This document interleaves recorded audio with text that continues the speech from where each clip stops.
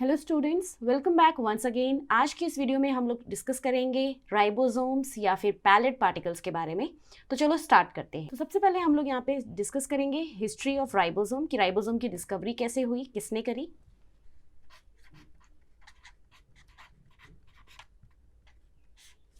So history में आपको सबसे पहले याद रखना है कि यहाँ पे जो राइबोसोम्स हैं इनको फर्स्ट देखा गया था, first seen by Robinson and Brown. ये दो साइंटिस्ट हैं, Robinson and Brown, in plant cell. इन्होंने इनको प्लांट्स में देखा था। Okay, next is first seen by George palette.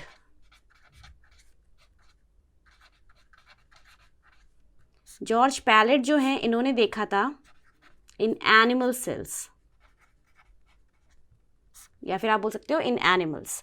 तो देखो यहाँ पर ऊपर हमने हेडिंग में लिखा है राइबोसोम्स के साइड में कि they are also known as Palade particles.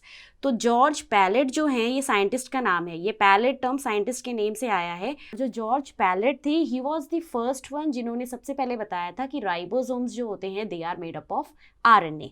तो हम यहाँ पे लिखेंगे he was the first one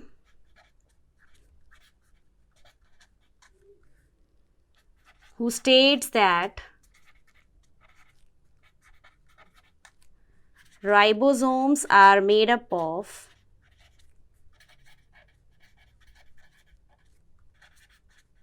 RNA से बने होते हैं। ठीक है, तो इन्होंने बहुत इंपॉर्टेंट डिस्कवरी यहाँ पे दी थी, इसलिए जो राइबोसोम्स हैं उनको हम पैलेट पार्टिकल्स भी बोलते हैं after the name of the scientist. Right, next हम लोग डिस्कस करेंगे सेलेंट फीचर्स।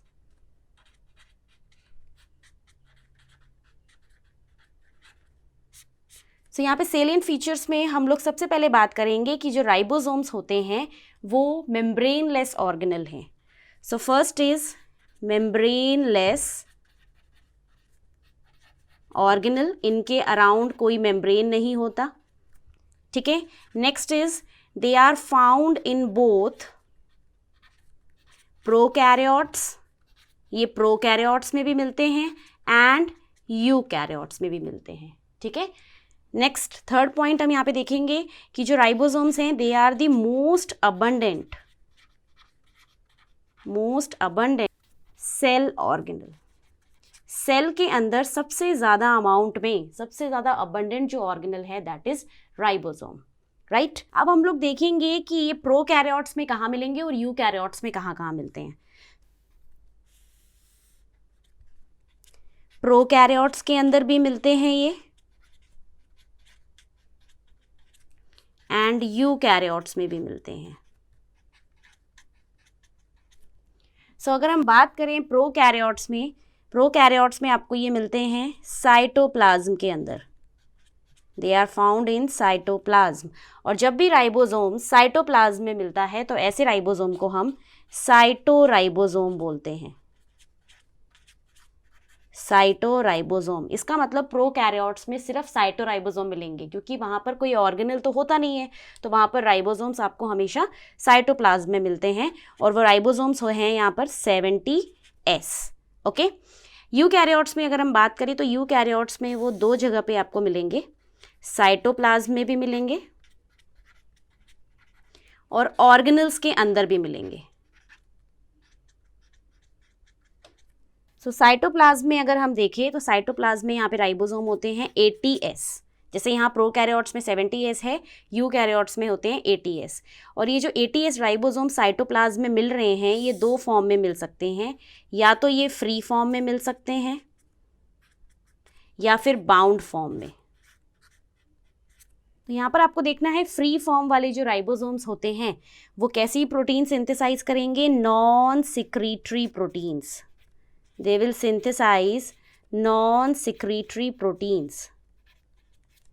और बाउंड राइबोसोम में आपको याद रखना है, बाउंड राइबोसोम किसके सरफेस से बाउंड रहेंगे, एंडोप्लाज्मिक रेटिकुलम के सरफेस से, और ये सिंथेसाइज करते हैं secretory proteins. They will synthesize secretory proteins। Okay, next हम यहाँ पे देखेंगे कि किस किस ऑर्गेनल के अंदर, यूकैरियोट्स में किस किस ऑर्गेनल के अंदर राइबोसोम्स मिलेंगे। तो ऑर्गेनल में आपको याद रखना है फर्स्ट कि they are found in mitochondria, mitochondria में मिलते हैं, और दूसरा क्लोरोप्लास्ट।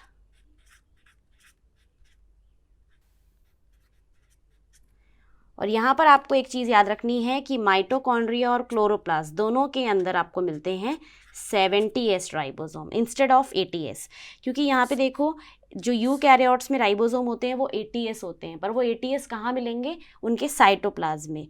ऑर्गेनल्स में अगर हम बात करें माइटोकॉन्ड्रिया और क्लोरोप्लास्ट में, तो वहाँ पर 70S राइबोसोम्स मिलते हैं। ठीक है, तो आप यहाँ पर देख सकते हो कि राइबोसोम खुद एक ऑर्गेनल है और ये दूसरे ऑर्गेनल्स के अंदर मिल रहा है। इसी वजह से हम राइबोसोम को एक और टर्म से बोलते हैं कि ribosomes are also known as organelle within organelle, organelle within organelle. ठीक है, तो आपको ये चीज़ यहाँ पर याद रखनी है, ये इंपॉर्टेंट है, पूछा जाता है। इसको ऑर्गेनल विद इन ऑर्गेनल इसीलिए बोला जाता है क्योंकि ये खुद एक ऑर्गेनल है और डिफरेंट ऑर्गेनल्स के अंदर ये आपको मिलते हैं। For example mitochondria and chloroplast. यहाँ पर हमने जो नॉन सिक्रीटरी प्रोटीन्स लिखा है और सिक्रीटरी प्रोटीन लिखा है, उसका मतलब ये है कि साइटोप्लाज्म में जो राइबोसोम फ्री फॉर्म में मिलेंगे, जो किसी के सरफेस पे अटैच नहीं है, वो ऐसी प्रोटीन्स बनाएंगे जो वहीं पर बनेंगी और वहीं पर यूज़ हो जाएंगी। वो एक सेल से दूसरे सेल में ट्रांसपोर्ट नहीं होंगी, सो दे आर नॉन सिक्रीटरी। जबकि जो बाउंड राइबोसोम है, जो कि ER के सरफेस पे बाउंड होते हैं, specially on the surface of RER, rough endoplasmic reticulum, तो वो बनाते हैं सिक्रीटरी प्रोटीन्स। दैट मीन्स ऐसी प्रोटीन्स जो कि RER में बनेंगी और RER में बनने के बाद वो पूरे सेल में भी एक प्लेस से दूसरे प्लेस में मूव करेंगी और साथ ही साथ from one cell to another cell भी वो जाएंगी। तो ऐसी प्रोटीन्स जो कि एक सेल से दूसरे सेल में ट्रेवल करती है उनको बोलते हैं सिक्रीटरी, और जो ट्रेवल नहीं करती उनको बोलते हैं नॉन सिक्रीटरी। नेक्स्ट हम लोग यहाँ पे देखेंगे स्ट्रक्चर ऑफ राइबोसोम, कि राइबोसोम का स्ट्रक्चर कैसा होता है। सो राइबोसोम के अंदर 2 सब यूनिट्स आर देयर, 2 सब यूनिट्स होती हैं। वन इज लार्जर सब unit and second is smaller सब यूनिट। ओके, लार्जर सब यूनिट आपको याद रखना है डोम शेप की होती है, डोम शेप्ड, और स्मॉलर सब यूनिट होती है कैप शेप, कैप के जैसी होती है। तो यहाँ पे मैं स्ट्रक्चर बना रही हूँ।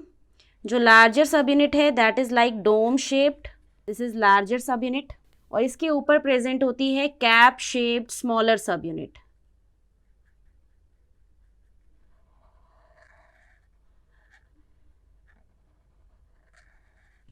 सो दिस इज स्मॉलर सब यूनिट।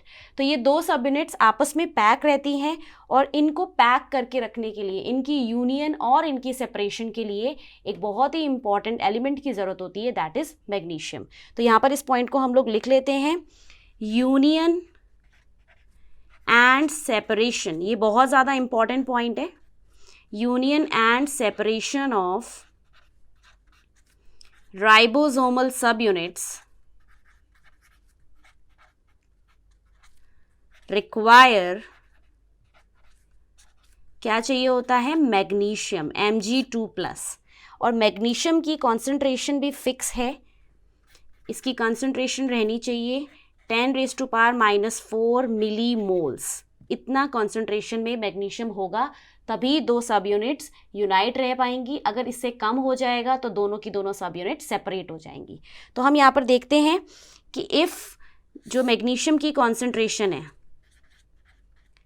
वो 10⁻⁻⁴ से कम हो जाती है तो क्या होगा? डिक्रीजेज 10⁻⁴। दूसरी कंडीशन देखेंगे, अगर इतनी ही रहेगी 10⁻⁻⁴ मिलीमोल्स, और तीसरी कंडीशन हम यहाँ पर देखेंगे जब 10⁻⁴ मिलीमोल से ज़्यादा होगी तो क्या कंडीशन होगी। तो सबसे पहले देखते हैं, जब कम हो जाएगी तो आपको पहले ही पता है कि दोनों की दोनों सब यूनिट्स, जो स्मॉलर सब यूनिट होती है, लार्जर सब यूनिट होती है, वो सेपरेट हो जाएंगी। तो हम अपना डायग्राम ईजी करने के लिए यहाँ पर स्मॉलर को मैं ऐसे बना रही हूँ और लार्जर को हम बना रहे हैं इस तरह से। तो देखो, जब मैग्नीशियम की कॉन्सेंट्रेशन कम है तो दोनों की दोनों सब यूनिट्स दूर दूर प्रेजेंट है, और जब कॉन्सेंट्रेशन बिल्कुल इक्वल होती है 10⁻⁻⁴ तो दोनों की दोनों सब यूनिट्स ज्वाइंट रहती है। और जब ज़्यादा हो जाती है मैग्नीशियम की कॉन्सेंट्रेशन 10⁻⁴ से, तो उस केस में डायमर फॉर्मेशन हो जाती है, डायमर बन जाता है इस तरह से, 2 राइबोसोम्स आकर जुड़ जाएंगे। ठीक है, तो आप देख सकते हो ये कंडीशन भी फेवरेबल नहीं है, सिर्फ ये वाली कंडीशन फेवरेबल है और ये भी फेवरेबल नहीं है। तो हमें फंक्शन पता है राइबोसोम का, राइबोसोम्स का फंक्शन होता है protein synthesis, ribosomes helps in protein synthesis, इसी वजह से हम उनको प्रोटीन फैक्ट्री बोलते हैं।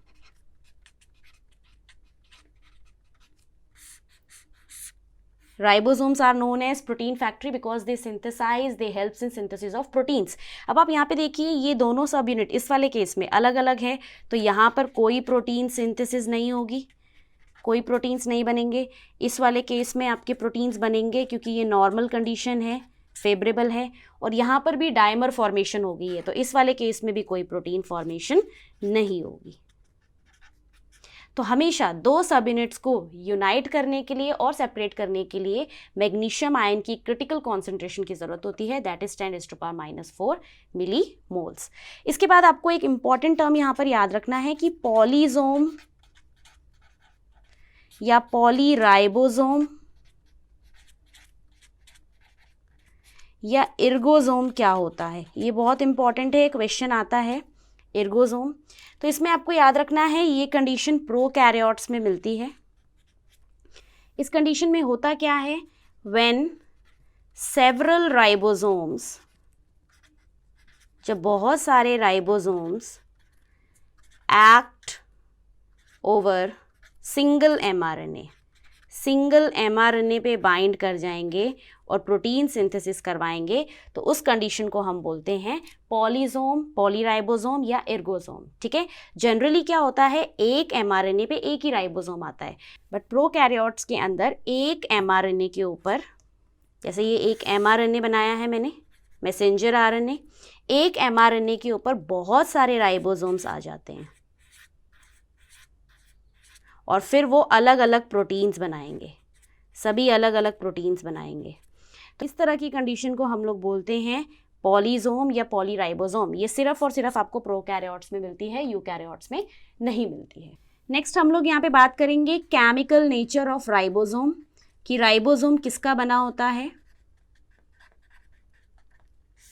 सो केमिकल नेचर में आपको याद रखना है कि जो राइबोसोम्स हैं दे आर राइबो, उनको बोला जाता है ribo nucleoprotein particle, ribo nucleoprotein particle. इसको अगर मैं सेग्रीगेट करूँ राइबो न्यूक्लियोप्रोटीन को, तो यहाँ पर आप देखोगे राइबो न्यूक्लियो आ रहा है एक टर्म, जो कि आपका है ribo nucleic acid, that is RNA, और दूसरा है प्रोटीन। तो बेसिकली जो राइबोसोम हैं वो दो चीज़ों से मिलकर बने हैं, आरएनए एंड प्रोटीन, इसलिए उनको बोलते हैं राइबो न्यूक्लियोप्रोटीन पार्टिकल। ओके, सो अब आरएनए कितना मिलेगा और प्रोटीन कितना मिलेगा ये हम यहाँ पर देखेंगे। तो पहले मैं लिख रही हूँ यूकैरियोट्स में जो राइबोसोम है 80S राइबोसोम में, और फिर हम देखेंगे प्रोकैरियोट का 70S राइबोसोम में कितना आरएनए मिलता है और कितना प्रोटीन। तो यूकैरियोटिक में 80S राइबोसोम है, उसके अंदर 40% आरएनए मिलता है एंड 60% प्रोटीन मिलता है। सिमिलरली प्रोकैरियोट्स में जो 70S राइबोसोम है उसमें 60% आरएनए मिलता है एंड 40% प्रोटीन मिलता है। ये आपको डेटा याद रखना है, 40-60 एंड 60-40। नेक्स्ट हम यहाँ पे देखेंगे टाइप्स ऑफ राइबोसोम्स। राइबोसोम्स के दो टाइप्स हैं। तो आपको एक चीज़ पहले समझनी है यहाँ पर कि जो 70S राइबोसोम है 80S राइबोसोम है उसमें S का मतलब क्या होता है। तो S means sedimentation coefficient, sedimentation coefficient, या फिर उसको बोलते हैं Svedberg unit, Svedberg unit. Svedberg scientist थे जिन्होंने सबसे पहले सेंट्रीफ्यूज को डिस्कवर किया था। सेंट्रीफिकेशन जो मशीन होती है उसको सबसे पहले इन्होंने डिस्कवर किया था, तो उन्होंने ही उस टाइम पे सेडिमेंटेशन कोफिशिएंट का कॉन्सेप्ट भी बताया था। तो इसीलिए इसको हम बोलते हैं एस को सेडिमेंटेशन कोफिशिएंट या Svedberg unit. Sedimentation coefficient basically होता है एबिलिटी टू सेटल डाउन, कौन सी चीज़ कितनी जल्दी सेटल डाउन हो जाती है उसको हम सेडिमेंटेशन कोफिशिएंट बोलते हैं, राइट। तो आपको याद रखना है एस अगर कभी भी पूछा जाए तो सेडिमेंटेशन कोफिशिएंट या फिर स्वेडबर्ग यूनिट आपको बोलना है। तो अब हम देखते हैं राइबोसोम हमारे पास दो तरह के हैं, 70S एंड 80S। अब क्योंकि हमने ऊपर देखा है कि जो राइबोसोम्स हैं वो किस चीज़ के बने होते हैं, आरएनए एंड प्रोटीन, तो ऑब्वियसली ये दोनों राइबोसोम्स भी आरएनए एंड प्रोटीन के बने होंगे। तो ये जो 70S राइबोसोम है, पहले हम इसकी सब यूनिट्स देख लेते हैं। इसमें एक स्मॉलर सब यूनिट है 30S एंड लार्जर सब यूनिट होती है 50S। इसी तरह 80S राइबोसोम के अंदर भी एक स्मॉलर सब यूनिट है, वो है 40S, और लार्जर सब यूनिट होती है 60S। ठीक है, तो यहाँ पर 70S की 2 सब यूनिट्स हो गई, स्मॉलर वाली हो गई 30 एंड लार्जर वाली हो गई 50S। ओके, तो ये आपको याद रखना है, बहुत इंपॉर्टेंट है। और 80S की स्मॉलर हो गई 40 और लार्जर हो गई 60S।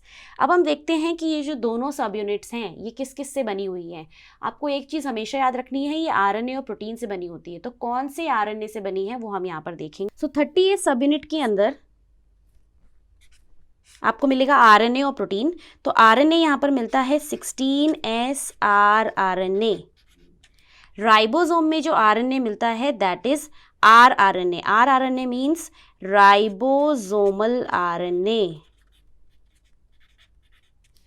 ओके, और यहाँ पे आपको मिलेगी 21 टाइप्स ऑफ प्रोटीन। 21 टाइप्स की प्रोटीन इसके अंदर होती है। क्लियर? तो यहाँ पर आपको याद रखना है कि 30S सब यूनिट का आरएनए है 16S rRNA। नेक्स्ट हम देखते हैं लार्जर सब यूनिट्स में, यहाँ पे आरएनए भी मिलेगा, प्रोटीन्स भी मिलेंगे।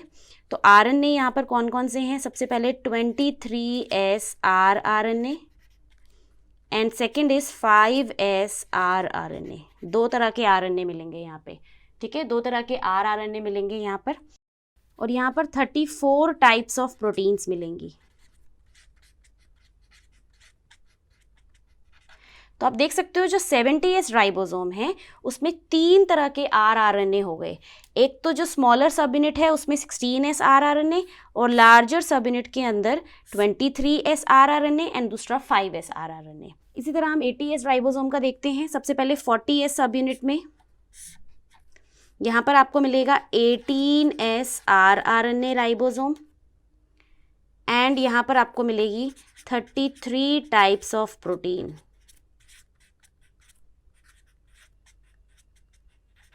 60S सब यूनिट के अंदर एक मिलता है 28S rRNA, दूसरा है 5S rRNA and third is 5.8S rRNA। और अगर प्रोटीन्स हम यहाँ पर लिखें तो इसके अंदर मिलती हैं 40 टाइप्स ऑफ प्रोटीन।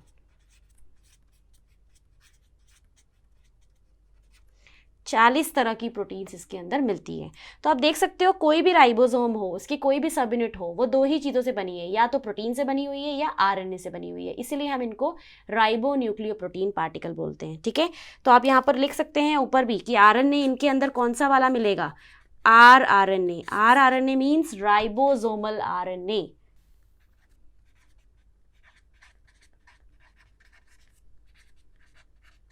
ठीक है, तो अब आप यहाँ पे देख सकते हो एक ये जो हमने सब यूनिट्स पढ़ी हैं 40, अगर मैं 70S राइबोसोम की बात करूँ तो 70S राइबोसोम में 3 तरह के rRNA हैं, 16S rRNA, 23S rRNA and 5S rRNA। ठीक है, तो 70S राइबोसोम 3 तरह के rRNA से बना हुआ है, जबकि 80S राइबोसोम में आप देखोगे यहाँ पर आपको 4 तरह के rRNA मिलेंगे, एक 18S और बाकी ये 3 28S, 5S एंड 5.8S। ठीक है, तो ये चीज़ आपको याद रखनी है। और कौन सा स्मॉलर सब यूनिट बना रहा है, कौन सा लार्जर बना रहा है, ये भी चीज़ आपको यहाँ पे ध्यान रखनी है।